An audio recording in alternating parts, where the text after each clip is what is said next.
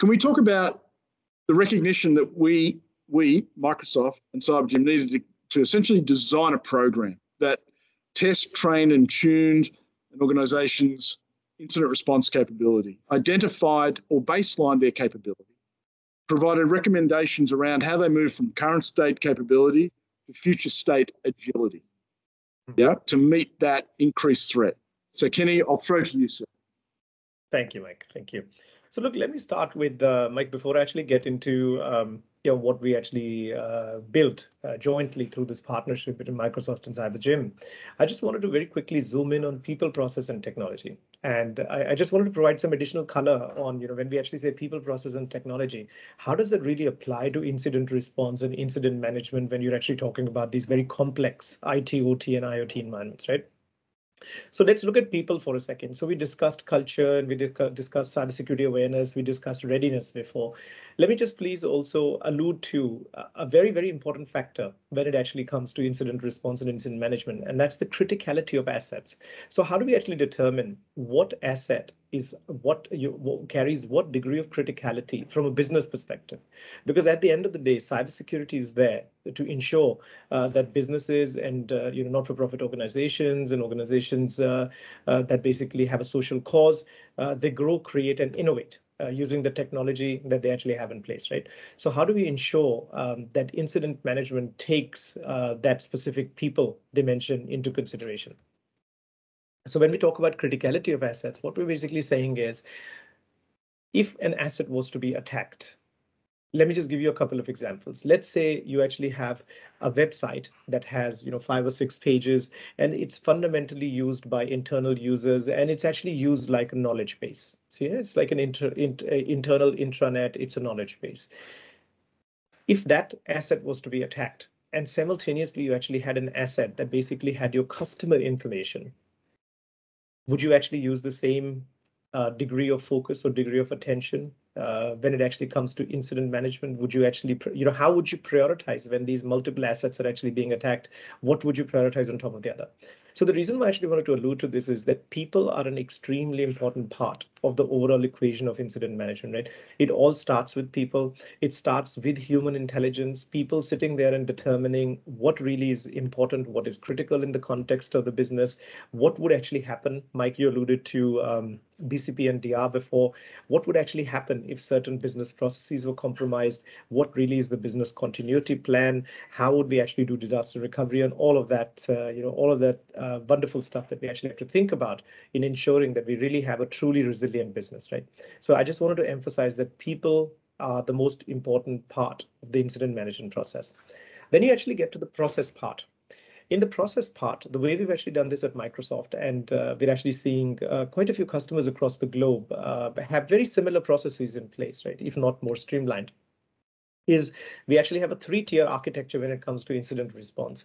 The first tier of that architecture is what we call triaging. So these are people who actually sit in the Microsoft SOC, and they basically have, they're not specialists in a specific area. They're people who actually collect all the information and all the signals coming in from our XDR and SIEM systems.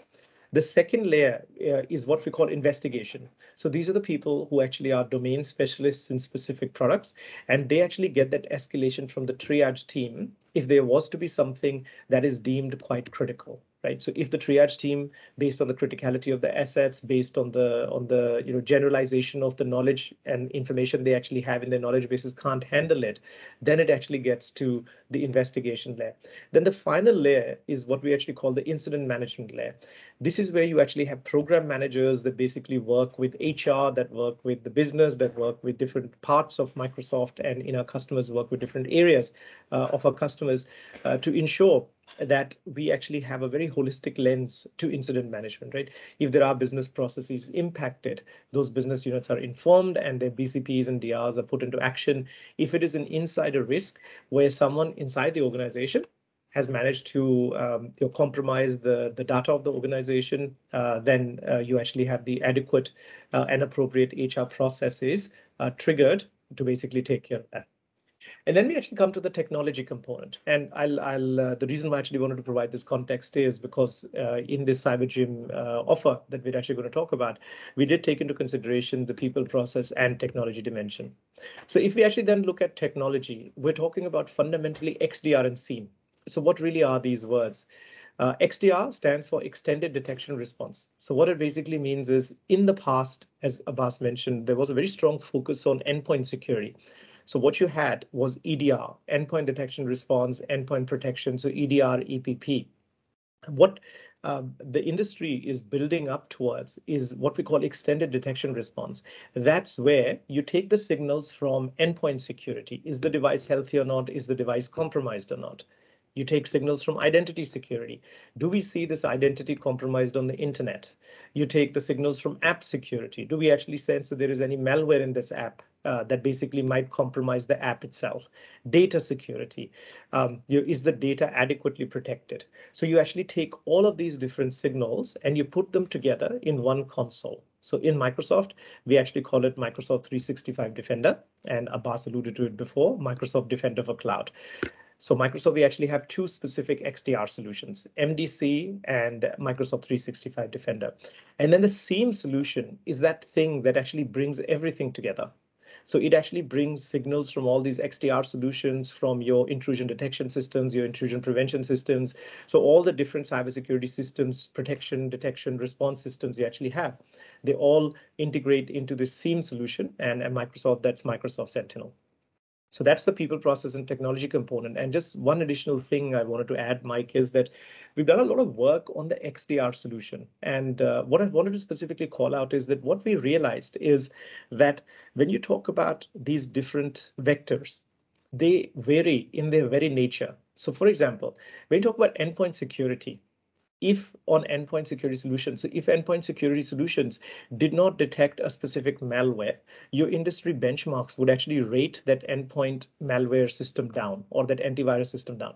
So you will, even if there is a false positive, endpoint security vendors will actually err towards false positives rather than missing something which might actually be a potential malware. If you then switch gears and you look at identity security, what you'll actually find is that in identity security, they actually err more towards ensuring that they're only flagging the right kind of alerts and they're actually not creating unnecessary noise for the people in the SOC. So what we've actually done is we've basically taken all of this different nature.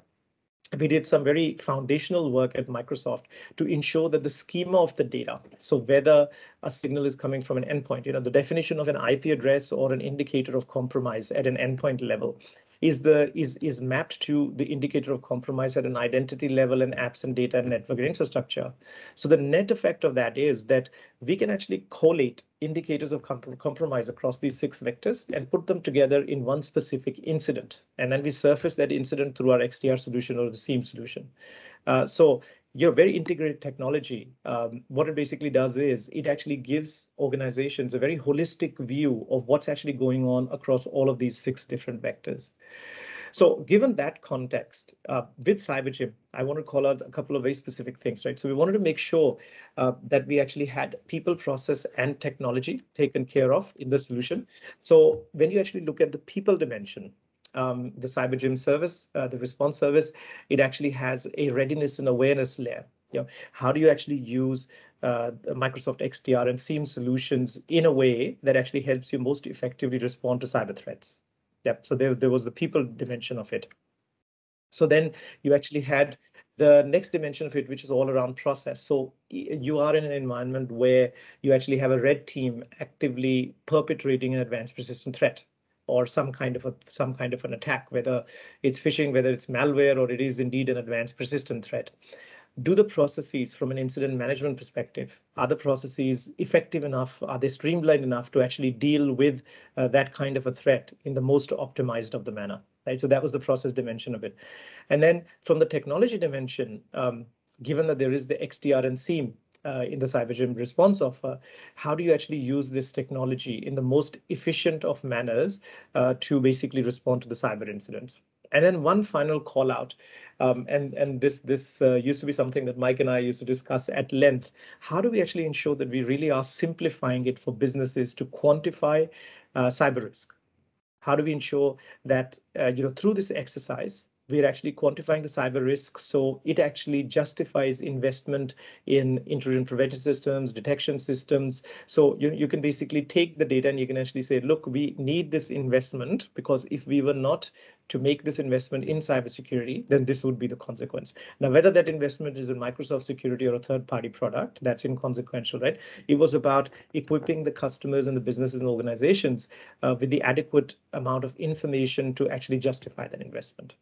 So those were the key components of what we built out with CyberGym.